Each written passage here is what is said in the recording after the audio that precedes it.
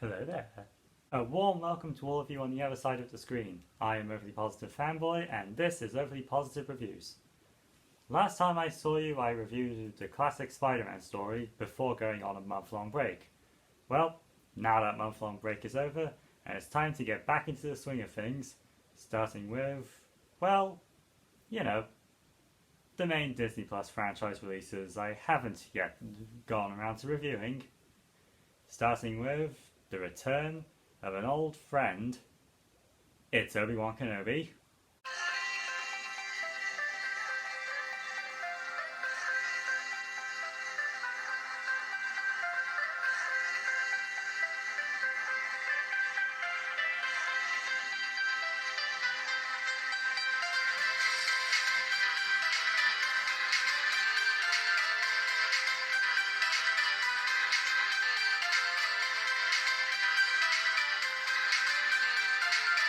At the halfway point between the original and prequel trilogies, Obi-Wan Kenobi is pulled from his exile when Imperial Inquisitors descend on Tatooine and an old friend reaches out for help. Ah yes, remember the Star Wars prequels? Those things that everyone holds such warm, fond, nostalgic memories of.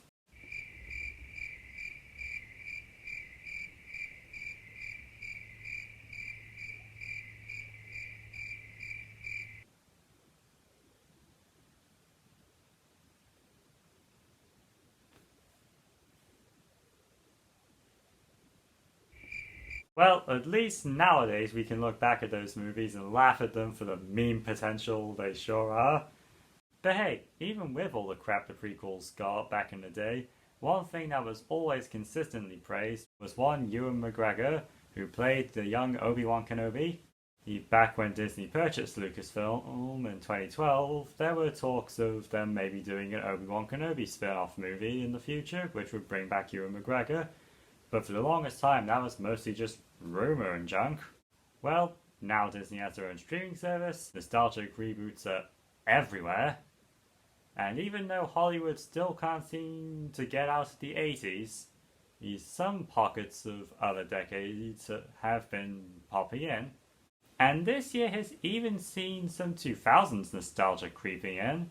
But hey, will this return to the trappings of the prequels give us good content? Let's find out, shall we? Now, as a prequel fan, I was obviously looking forward to this show a lot, and I'm glad to say that it did not disappoint. Everything I was looking forward to was in here, and there was plenty more present that I never even knew I wanted until they happened in the show. Ewan McGregor gets to sink his teeth into a broken, more traumatized version of his iconic character, and seeing Obi-Wan slowly reconnecting with the Jedi way across the 6 episodes was very satisfying to behold week through week.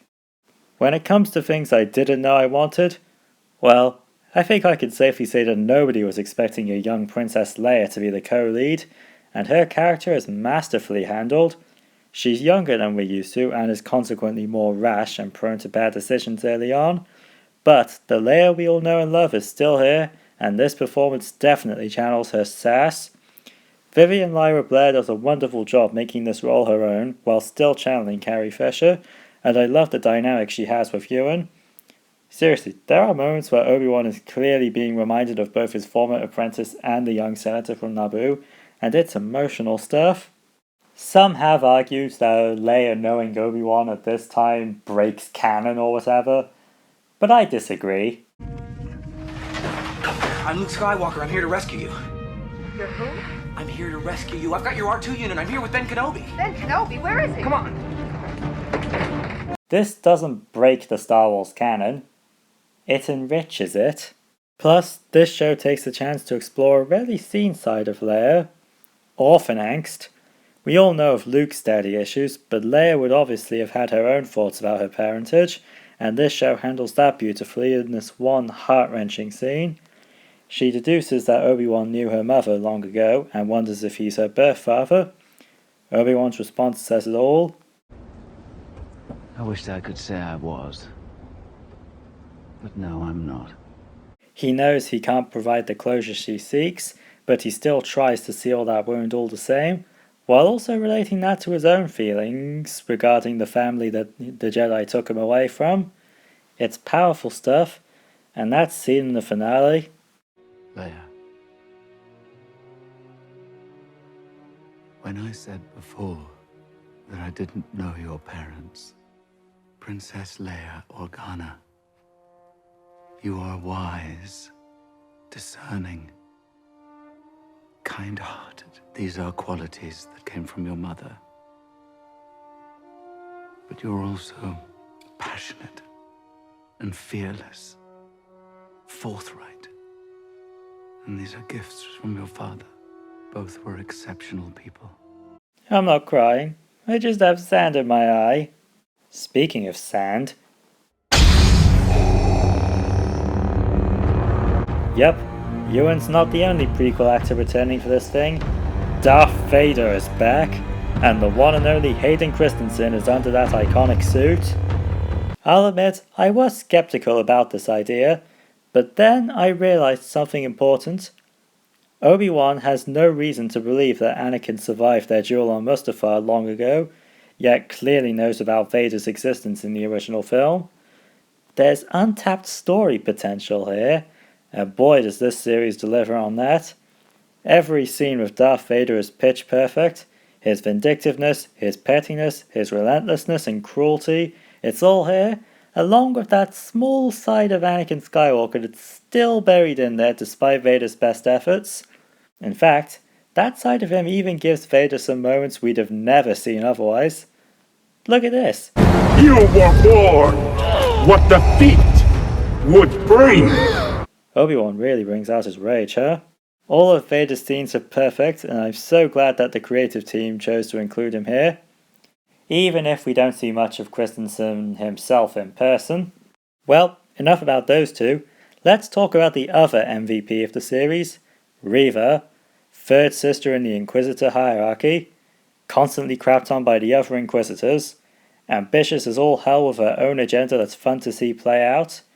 She's the only Inquisitor who gets any characterization in this show, and I'm honestly fine with that. These two have the Rebels show to flesh them out, and they're only really here to introduce the idea of the Inquisitors to those who don't care about cartoons. As Reva is the only new character among them, she gets all the focus, and all the better for it. Moses Ingram does a great job playing her, and she absolutely did not deserve that racist shit thrown her way. One last thing I'll say about the characters is that they're fine. Tala is your bog-standard Imperial defector, Kumail Nanjiani gives a good comedic performance as a fake Jedi conman with a heart of gold, Owen and Beru Lars don't get a lot to do, but they make the most of their limited screen time. I enjoyed watching the Inquisitors be petty with each other, and I really like the idea of the Path, an underground railway for Force-sensitive children. That's a good concept, and a great way to show Obi-Wan that the fight carries on. But hey, enough of all that stuff. What about the thing we're all really here for? The fights. There are 3 lightsaber duels in this show, and I feel that all of them contain new iconic moments in this franchise. Obi-Wan's utter terror upon seeing his fallen apprentice for the first time in a decade, Vader giving his former master a small taste of all that he has suffered, everything about that fight where Vader doesn't even draw his own lightsaber, and of course, the final duel where Darth Vader finally gets the high ground, Obi-Wan gets his groove back, and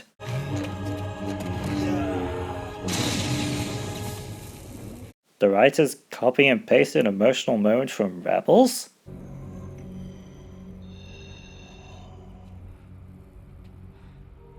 Anakin.